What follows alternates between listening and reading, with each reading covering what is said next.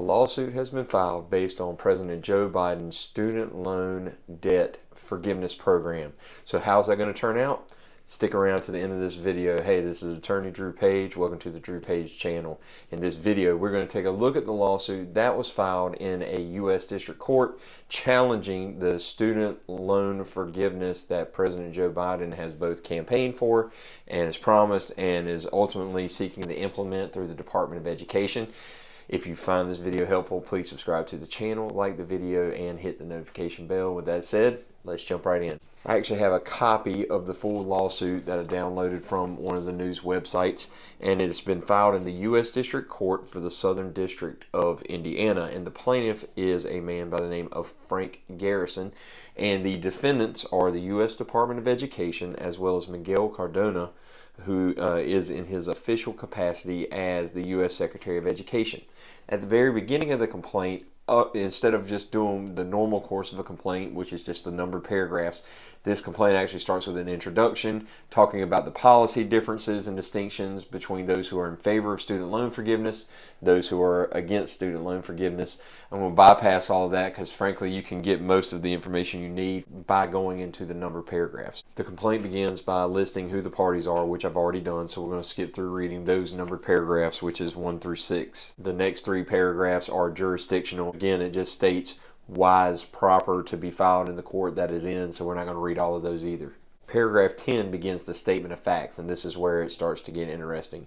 So the first paragraph explains the various statutory authorities for the student loan programs that are in existence, the Higher Education Act and the Direct Loan Program and the Federal Family Education Loan Program. Those are the 3 primary loan programs that are at issue as a result of Biden's student loan forgiveness program. The complaint acknowledges that there are already actually in place certain student loan forgiveness programs for those who are engaged in public service work. But their argument is essentially that these public servant workers are engaging in careers that are less lucrative in exchange for the student loan forgiveness. So it's not just a matter that they're being forgiven just to be forgiven. They're actually giving something up in exchange for the forgiveness. And that's how the complaint lays that out. Beginning in paragraph 13, the plaintiff states all of the various campaign promises that then candidate Joe Biden had promised regarding student loan debt forgiveness and how he believed that $10,000 per borrower would have been sufficient. And then it goes through the history all the way up until August of 2022, where he began to lay out the plan for the U.S. Department of Education would forgive student loans for $10,000 and up to $20,000 for those who received Pell Grants. The forgiveness program is for those who are individuals that make less than $125,000 a year or combined household incomes of $250,000 or less. Those are the statutory barriers. Those are the barriers for getting the loan forgiveness from President Biden's student debt forgiveness program. The complaint notes in paragraph 21 that nearly 40 million borrowers would receive this relief, and approximately 856,400 of those would be in the state of Indiana, which is the district court that it has been filed in. Paragraph 22 says that independent estimates calculate that the debt cancellation program would have a cost of about $519 billion, and that many borrowers would be able to have that debt cancellation automatically without even having to file an application. They do note, however, that most borrowers will have to apply, but there's about 8 million that will receive automatic relief. The automatic cancellation is set to begin in October, according to paragraph 27 of the complaint. And once they have been canceled, they will then be notified by their debt servicing organization as to the nature and amount of the cancellation. So they'll be notified through their debt service provider. Paragraph 34 is where the plaintiff begins to set out his case against the U.S. Department of Education. The Education Department is claiming that they have authority to execute President Joe Biden's request based on what's called the HEROES Act, or the Higher Education Relief Opportunities for Students Act of 2003. This was issued in 2003 in regard to the Iraq War, and was meant to provide assistance during times of war, disaster, or national emergency. In order for the act to give that authority to the Department of Education, they would have to demonstrate that it is necessary to protect the financial well-being of those impacted as a direct result of the war or military operation or national emergency. The specific regulation also requires that the impact only be in areas that are affected by the war, military operation, or national emergency. So the interesting part is that in paragraph 44, they note that in a memo on behalf of the legal department for the administration, it says that the United States, all of the United States, and its permanently populated territories have been declared a disaster area due to COVID-19. Therefore, all persons residing or working in those areas were eligible, along with anyone who suffered direct economic hardship due to the pandemic. Essentially, they're arguing that all of America is a disaster area because of COVID. That's their claim, and as a result, the entire nation is in a national emergency such that it is necessary to forgive student loans for all of these borrowers, regardless of whether they can show that that was necessary to protect their financial well-being as a direct result of the national emergency. An interesting addition to that is that people who are affected by the student loan cancellation cannot be placed in a worse financial condition than they would be without the cancellation. And that's going to be important for this particular plaintiff in this lawsuit, so keep hanging with me. On paragraph 54, plaintiff Frank Garrison states that he received federal student loans to finance his college education, and he did so through the Missouri Higher Education Loan Authority. He was also a Pell Grant recipient, so he is one of those who would actually meet the $20,000 threshold, not just the $10,000 threshold.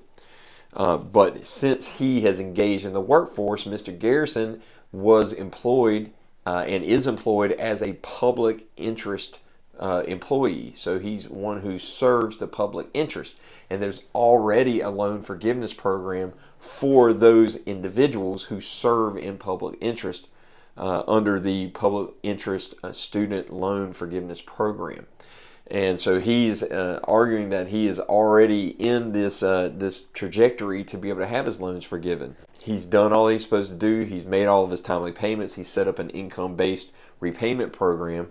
And as a result, because there's a specific law on the books in his state where if you are engaged in the public interest loan program, once those student loans are forgiven, there are no taxes. Whereas generally, if you experience forgiveness of a debt under both federal and state laws, if you're forgiven debts, generally, if you're discharged of debts, that is income to you for tax purposes. Under the Student Loan Forgiveness Act for public interest, it is neither a tax for federal or state, at least as regards Indiana, as indicated in this complaint. So if he has his debt discharged or forgiven through his work in public interest loans, through the public interest work that he's doing, he would not have to pay any state taxes. That is not the case, however, if he receives the forgiveness through the Biden Student Loan Debt Forgiveness Program. According to him, Indiana law would still impose a tax on the $20,000 that he would be forgiven beyond just the public interest loan forgiveness program, and as a result, he would be charged with $1,000 in state taxes that he would not otherwise have to pay because of the public interest job that he was doing. He would qualify for full forgiveness under the public interest student loan program. And that's the reason why he's bringing this lawsuit, because instead of having everything forgiven and no taxes, now he's going to have everything forgiven, but he's going to have taxes. So he's arguing that he is in a worse financial position because of the automatic debt forgiveness rather than what he has been doing through the public interest loan program. There are two counts as to why this is. The first is under the Administrative Procedure Act, essentially where the the act states that an agency does not have the power to act unless Congress has conferred it on them. Essentially, they're saying that they're acting beyond the authority that's been delegated to them by Congress, and that they have given the department head too much authority to be able to institute whatever policies and programs that he wants, especially for this large of amount of money. They're essentially arguing that they cannot show that the student loan forgiveness is necessary and that it's a direct result of a national emergency. In other words, the student loans and debt was involved and in play in large measure even before the 2020 pandemic set in. And the fact that the student loan repayment was paused during the pandemic time would suggest that they did not experience any additional harm as a result of the pandemic. And as to where we're at now, President Joe Biden went on 60 Minutes and indicated that the pandemic was over. So there's no pandemic now, so there's no current national emergency based on what he has to say in the interview.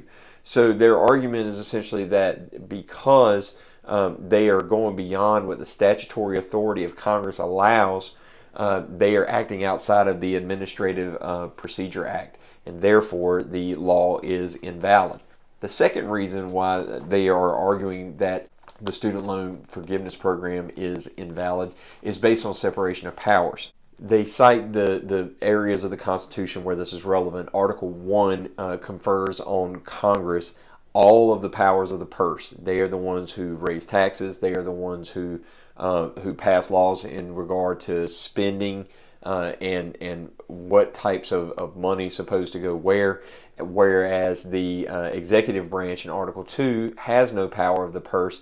They simply make congressional documents and bills law by signing them into law. But nevertheless, their argument is that because the president, through the administrative agency of the Department of Education, is acting in the stead of Congress, rather than having Congress authorize this and enact this legislation and making it a bill the proper way, and instead doing it through this what they perceive to be a loophole of the HEROES Act, they are engaging in what's called a problem of separation of powers. That's the basis for the lawsuit. And so as far as the prayer of relief goes, what they are asking for is a declaratory judgment that the act of President Biden's student loan forgiveness program is unconstitutional and is in violation of these statutory provisions. And they are also seeking a permanent injunction that prevents the Department of Education from forgiving these loans without congressional authority. So that's where it's at right now. We'll see what comes of that. Let me know in the comments what you think. Do you think that this is a valid use of the law? Do you think that this lawsuit is actually more valid and that they have a case to state here, and that the student loan program is either unconstitutional or in violation of some statutory authority? Do you think it's overreach? Or do you think that, hey, this is not something that's so unusual that a president by executive order is going to do something that's going to cost a lot of money? What do you think? Put it down in the comments. Let me know. Please subscribe to the channel, like the video, hit the notification bell. And until next time, stay tuned.